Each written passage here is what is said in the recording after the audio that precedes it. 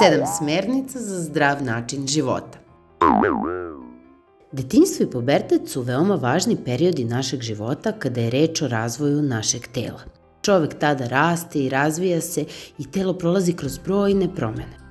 Zbog toga su pravilna ishrana i adekvatan unos hranljivih materija, nutritijenata, posebno važni. U ovom razdoblju je potrebno pažljivo planirati ishranu, jer hranom unosimo hranljive materije neophodne za pravilan rast i razvoj. Još je važnije što navike koje steknemo u detinjstvu ostaju za ceo život i imaju veliki uticaj na zdravlje. Nepravilna ishrana kasnije u životu može dovesti do neželjenih hroničnih bolesti. Za doručak biram kvalitetne namirnice. Doručak je prvi i najvažniji dnevni obrok. Nakon cele noći bez hrane, doručak je neophodan kako bi napunio tvoj rezervoar i obezbedio energiju za napore koji te očekuju u školi. Dobar izbor za doručak su žitarice sa voćem i delimično obranim mlekom, hleb od integralnih žitarica, čaj i voće, jogurt i musli, a za vikend možete jesti jaja, palačinke ili sendviče. Biram žitarice sa celim zrnom. Važno je jesti žitarice jer one sadrže ugljene hidrate koji ti daju energiju, ali i brojne vitamine, minerale kao i dijetna vlakna. Uz to su odličnog ukusa.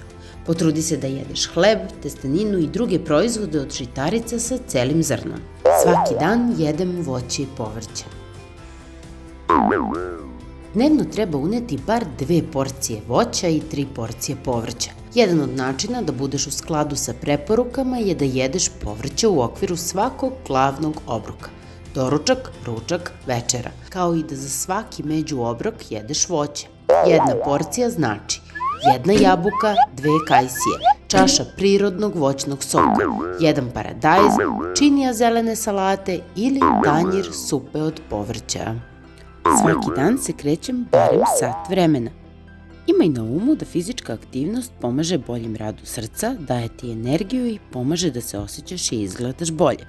Lako možeš da uklopiš fizičku aktivnost u svakodnevnu rutinu.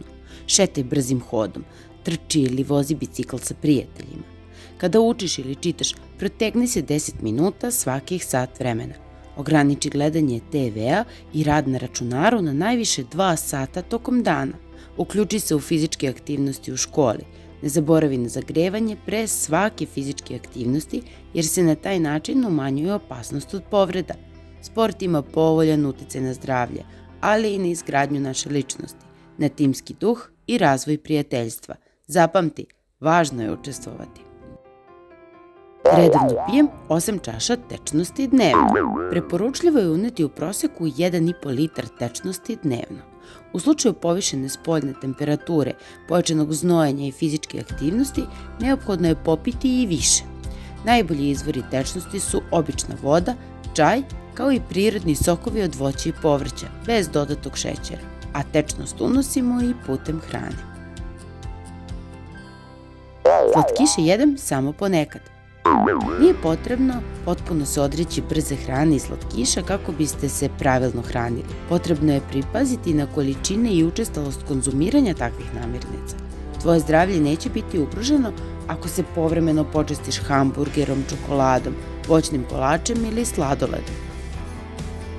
Ako se ostatak vremena pridržavaš zdravih stavova. Dobro se osjećam u sopstvenom telu. Svaka osoba je posebna na svoj način. Kada bismo svi izgledali isto, to ne bi nikome bilo zanimljivo. Poželjna telesna težina zavisi od više faktora, kao što su uzrast, pol, visina i genetska predispozicija. Upravo zbog toga nema potrebe upoređivati se sa drugima. Pravilna ishrana i redovna fizička aktivnost su glavni faktori za održavanje poželjne telesne težine. Uz zdrav način života će obezbediti dobar izgled, telesnu formu, a time i povećati samopouzdanje.